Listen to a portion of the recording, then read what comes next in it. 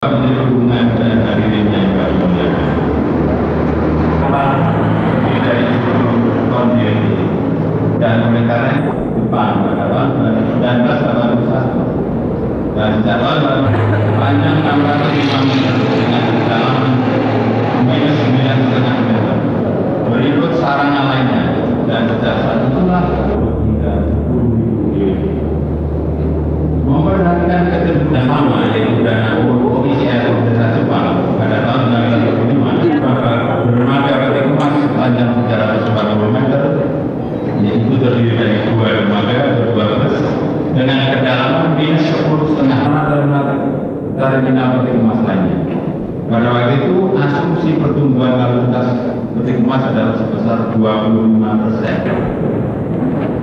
Sehingga pada tahun 2008 jumlah peti kemas telah menembus angka di atas 200.000 TEU, sehingga Bapak dan Jumas pada saat itu berada dalam ancaman stagnasi. Menteri yang kami muliakan menyikapi kondisi dan melakukan program percepatan pelayanan operasi dengan pembelian 2 buah unit yang baru tersebut sudah dioperasikan di lapangan ini. Pada saat ini, pada saat pertemuan ini, peralatan yang siap beroperasi adalah 4 akan terdapat tambahan lagi 2 LPG pada akhir Mei 3 bulan lagi tahun 2000, sehingga total nanti akan menjadi pelakon Kabupaten Jumas pada waktu menutup tahun 1999 yang lalu mencapai angka 240. Rasanya sudah perlu direncanakan atau mulai dibutuhkan. Waktu konstruksi memerlukan waktu 1 sampai 2 tahun.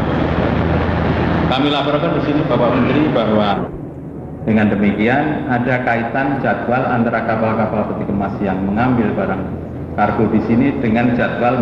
Bapak-bapak hadirin sekalian yang berbahagia. Pertama-tama saya juga ingin mengajak pemerintah sebagai hasil dari pelaksanaan pembangunan fase kedua pelabuhan Tanjung Masih.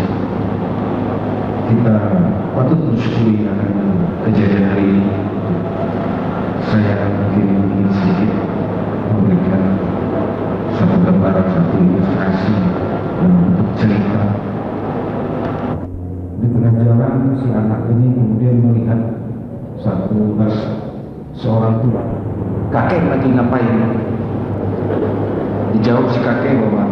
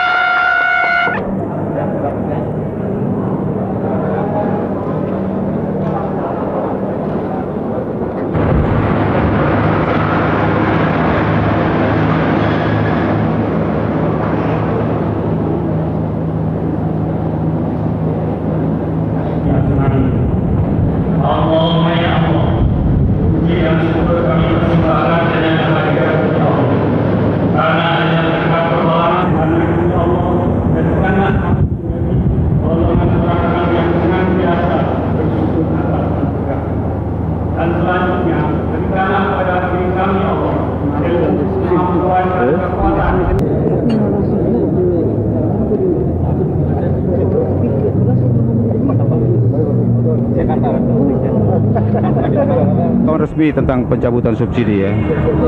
Ya. Gimana? Ada keberadaan otonomi sekarang ini kelihatannya tampaknya itu menghambat pengembangan pelabuhan. Kira-kira menurut pendapat Bapak? Enggak lah ya. Kan ada isu-isunya terkait.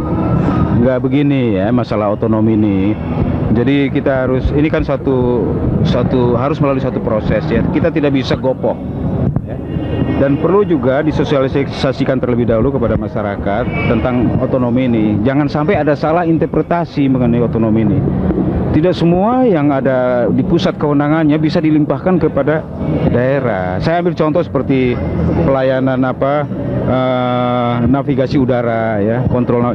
Itu kan itu merupakan bagian dari regulasi internasional yang dilimpahkan kepada kita.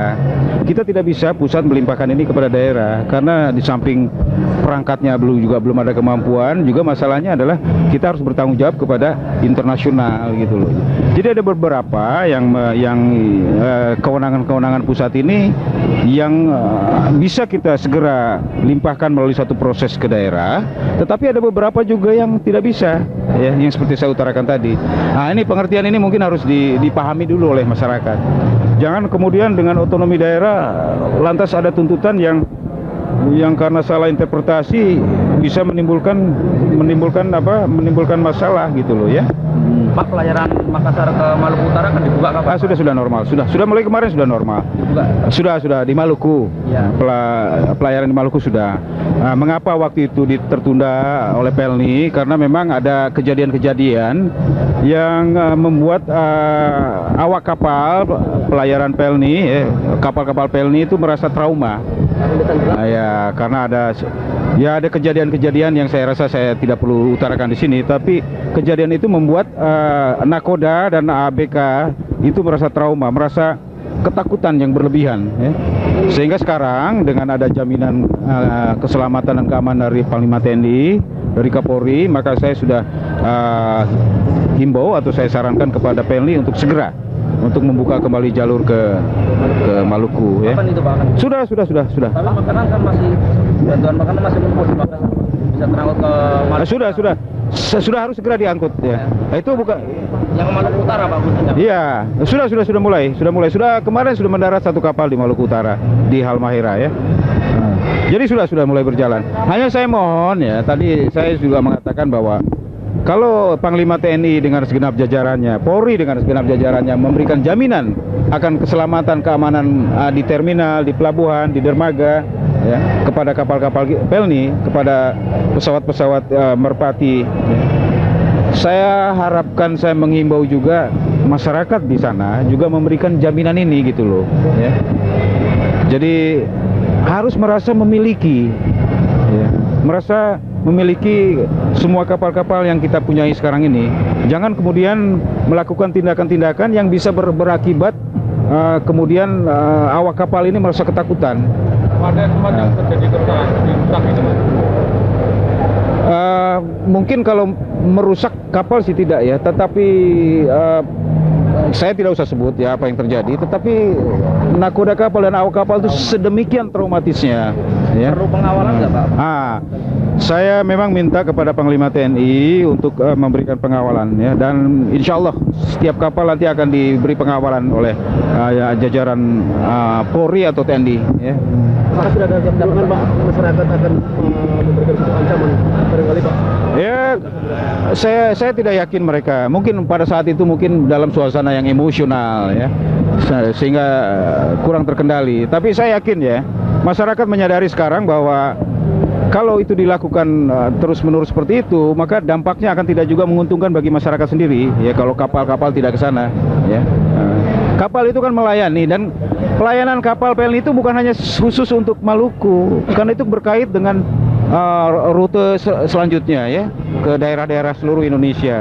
Jadi kalau terganggu di Maluku, maka yang akan merasakan kerugian, merusak jadwal itu juga daerah lain gitu. Nah, ini juga perlu disadari gitu, ya. Nah, Ini Pak Atung tadi mengatakan bahwa yang baik itulah yang kita ini. Itu masalahnya kan mungkin baik dari sisi pemerintah.